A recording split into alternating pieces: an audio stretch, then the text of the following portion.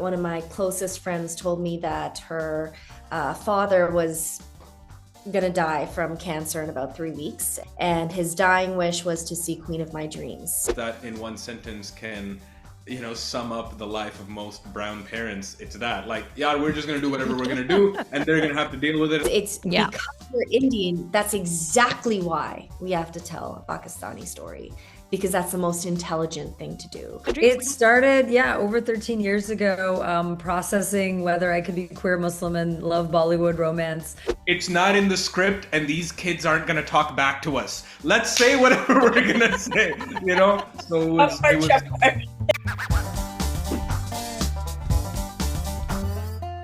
जब भी कोई नई रोम कॉम रिलीज होती है मुझे पर्सनली अंदर से बड़ी खुशी होती है because like I said before आग लगी हुई है दुनिया में. The rom com we are talking about today is called the queen of my dreams, जिसकी डायरेक्टर हैं Fauzia Mirza, who is a Canadian film maker. American movie theatres में ये फिल्म रिलीज हो रही है which is such a huge achievement for an indie film, for a film like this. India में कब आएगी पता नहीं, but keep this on your radar because इस फिल्म में पाकिस्तानी एक्टर्स भी हैं, इंडियन एक्टर्स भी हैं, and Sharmila Tagore is in this film. और इज शी. आपने आसिम अब्बासी की सीरीज देखी थी चुड़ैल्स, उसमें you remember Nimra Bucha, she is in this film and she is amazing, she is also in polite society. तो मैंने यहाँ पर इकट्ठे किए हुए हैं, फिल्म की डायरेक्टर हैं फौजिया, और ये कास्ट को इकट्ठा किया हुआ हमने. लेकिन थोड़ा सा मैं पहले आपको फिल्म का ट्रेलर दिखाती हूँ, है ना, देखो किसके बारे में बात हो रही है, and then we'll get into the interview. We are talking about the queen of my dreams. You do look just like your mother did.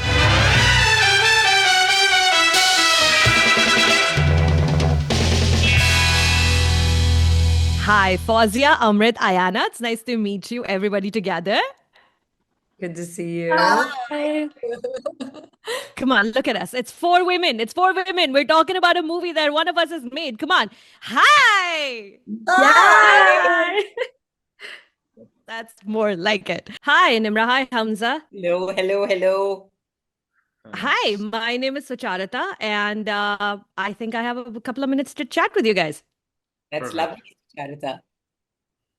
It's really nice to meet the both of you. Nimra, I am such a fan. I first came across your work, as so many others did, in India with Asim Abbasi's incredible clutter-breaking series, Chudels. What a show he made, and what joy that show brought feminists across the world. Did you know that that film, that show has a considerable audience base in India as well? Because I discovered it in Bombay. Yes, I have some idea. Yeah, I do, and I never expected it to. But yeah, it's so lovely. Yeah, it's just an incredible show, and you're incredible in it. Now, for those who are not familiar with the film, I've seen the film, and of course, I know what the film is about. Set up the film for us real quick, very briefly, Fawzia. What is The Queen of My Dreams, the final version that's in movie theaters now? It's the story about Azra. She's lives in Toronto. Her mother lives in East Coast Canada. They're at odds with each other. They clearly have a strained relationship. Azra's mother, Mariam, and Azra's dad fly to Pakistan, just for fun, as one does. And then Azra's dad passes away very suddenly while in Pakistan. So then Azra travels to Pakistan for the funeral. And it's therein that we then travel to other time periods that are impactful both in Azra's life, but also Azra and Mariam's life, and Mariam's life in the 60s. So we see these women in 3 different time periods in 2 different countries. Talking about the Queen of My Dreams, at the heart of it, this movie is about breaking rules and how people respond to broken rules when rules are broken. Your approach to this character, did you like approaching roles and then figuring out this is probably how this character is supposed to behave? I'm going to change it. This is how my way of doing it is going to be. Do you do that? No, I don't. I actually, I leave my imagination at home when I go to work. I think because I work with such, great, smart, emotionally intelligent directors. I think, just like Asim, Fawzia is a one of a kind. And just like Asim, she wrote and directed that material. So there was never a doubt about what she wanted from the character. And I think I feel lucky and I feel happy that I was cast in that role, sort of shortly after a couple of other things that I'd done, which kind of were feeling to me like, okay, I'm just doing one sort of thing, maybe. And it was fun to explore this character of Mariam, which, who for me, she's not either a villain or a hero or a good mother or a bad mother. And I think that's what I bring to my work is curiosity and no judgment. And then I just listen to the director. Really, it's not anything else. So yeah. You want to get married? I'm not the one you need to impress. Amrit, aside from Fawzia, the entire weight of this entire production, after Fawzia herself, lies on your shoulders. You're through most of the film on screen. Queen of My Dreams has now been doing the festival circuits for nearly 2 years. September 2023 in Toronto was when the world premiere occurred. Do you find yourself observing to how people react to it? And has any reaction to the film caught you by surprise so far?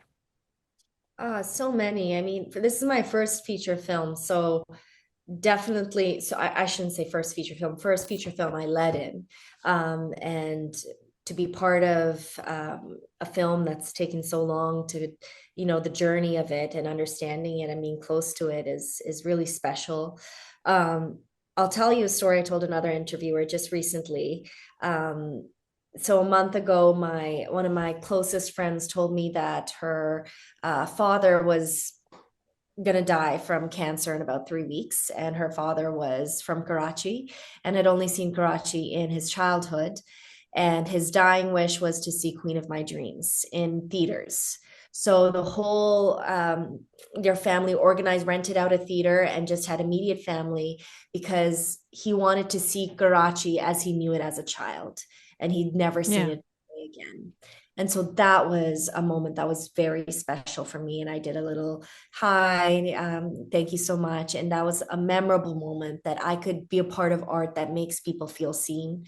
And that's what I always want to do. So that's an audience reaction that stayed with me for sure. Fawzia, do you get that from audiences, from an older audience that probably left Pakistan back in the day and are now getting to see it on the big screen? Do you get that sort of reaction a lot? That thank you for taking us back in time? 100%. I mean, I talked to elders in making this film.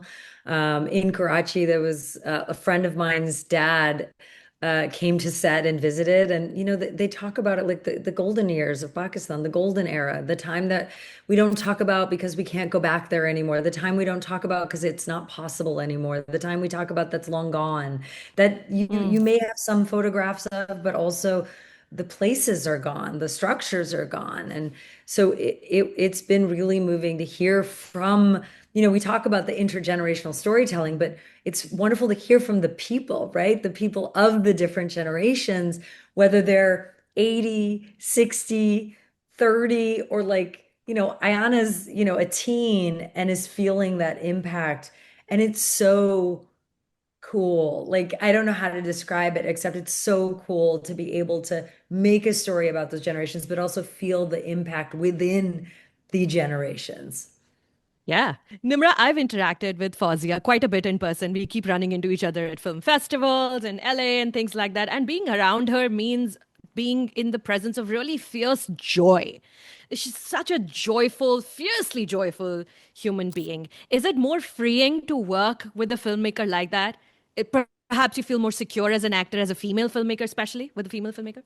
Yeah, I think absolutely that what you described, I mean, that's what Fawzia is like all the time. I mean, like even when she's sick, there was a scene that we were doing in Karachi where that's the one very relaxing scene that Hamza had where he was the dead person. And anyway, too many spoilers. And she was doing that while wrapped up in a blanket, high fever, infection, stomach infection, really bad.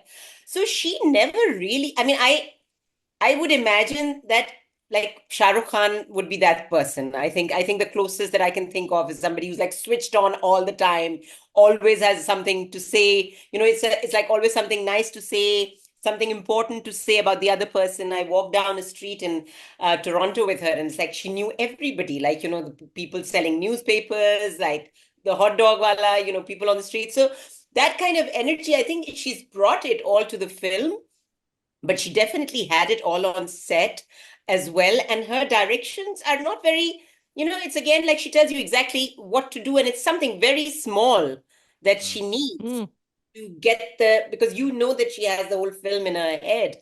And I'm glad that I got to know like the other side of her afterwards. Otherwise I would have been like, super intimidated if I'd known what a complete, superstar she is. Because on set it just felt like this person knows me best, and she knows my character best, and she's just this is her story and she's telling it, and I want to listen. Yeah. So yeah, she has all of those magical powers. She's amazing. She's amazing. Yeah. And No one like her. indeed, she's one of a kind. And the fact that she's been working on this, with the story has been in some shape or form in her head for like her whole life, apparently, it would seem.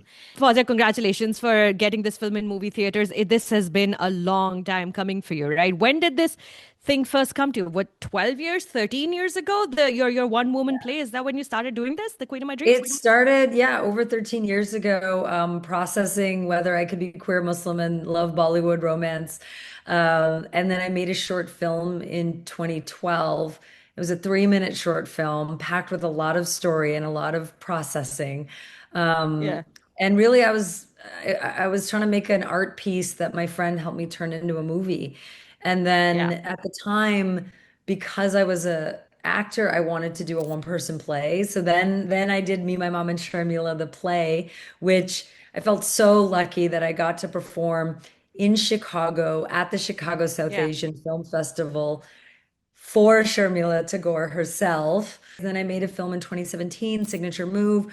And it was only after that that I started to think that maybe I could, I had the capacity to write a feature film from this story. So it's had many iterations, and this is the latest. We're 1969, yeah? I should be able to do whatever I want.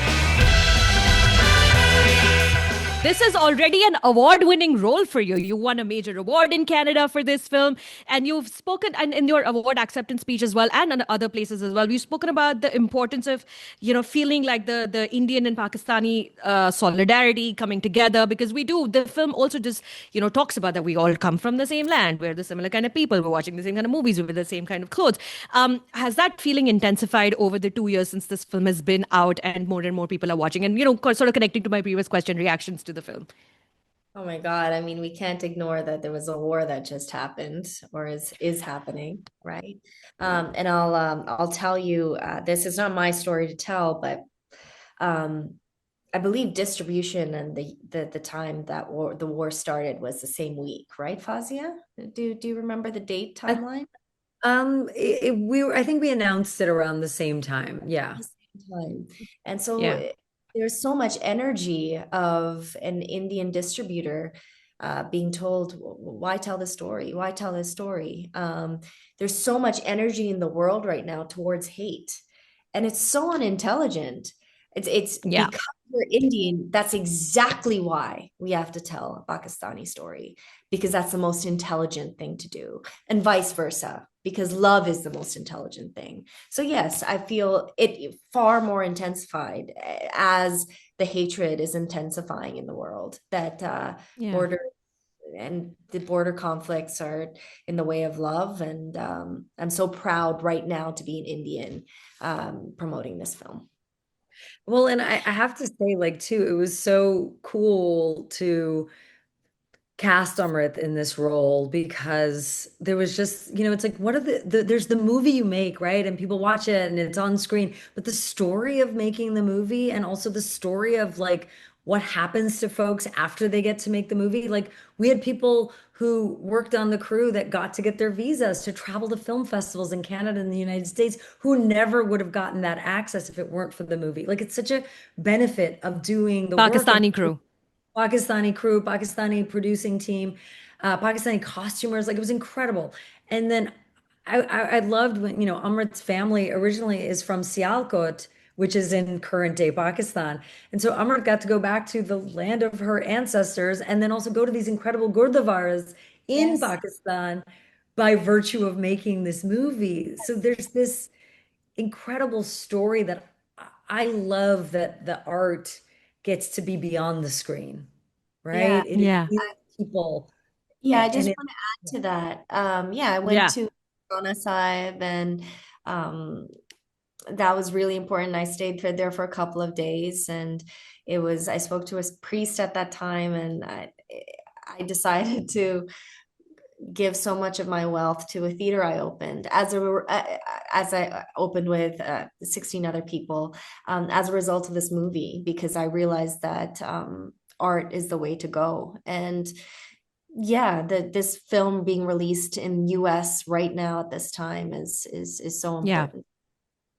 It is indeed. Multiculturalism is important to this film as well. And I've known you a little bit, Fawzia, over the last couple of months. I've bumped into you at various film festivals and events and things like that. And I remember jumping with joy when No Other Land won the Oscar, the Palestinian film won the Best Documentary Oscar. You and I were holding hands and jumping up and down through the room. It was just a wild, wild, lovely moment.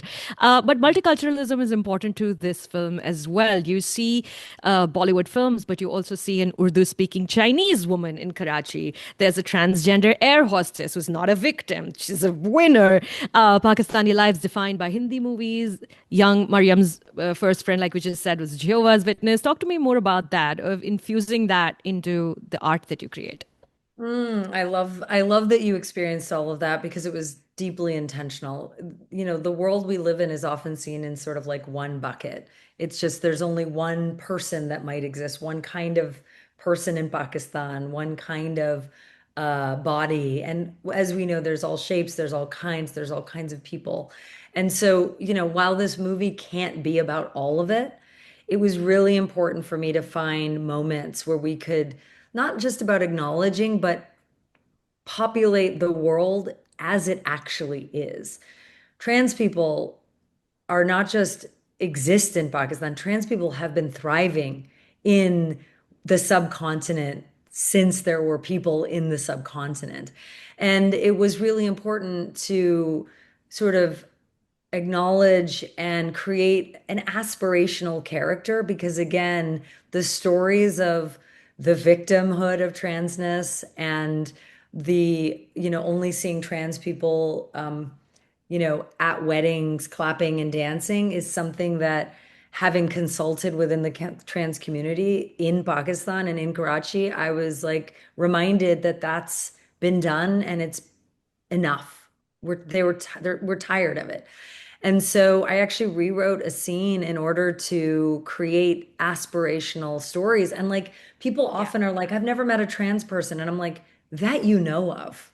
Yeah. And I was actually told later by a great filmmaker who's like, Fawzia, did you know there was a really famous flight attendant in Karachi who's trans who was passing for years? And I was like, no, I didn't know. It was just a way to show that like our straight or our cis character in the movie, Mariam, our cis straight character, Mariam, she's actually aspiring to be like this flight attendant. So we don't really ever talk about her transness, but it's something that may or may not be part of the story. And there's so many, the Chinese community, there's such a big Chinese community who left China that's in Karachi, again, in the subcontinent, that feels like such a part of it, especially the 60s, such a part of the story of our lives. And it's just, how can I acknowledge the communities that are part of my life in this movie in a way that matters? And it's like there's like the overt storytelling and then there's the subtext.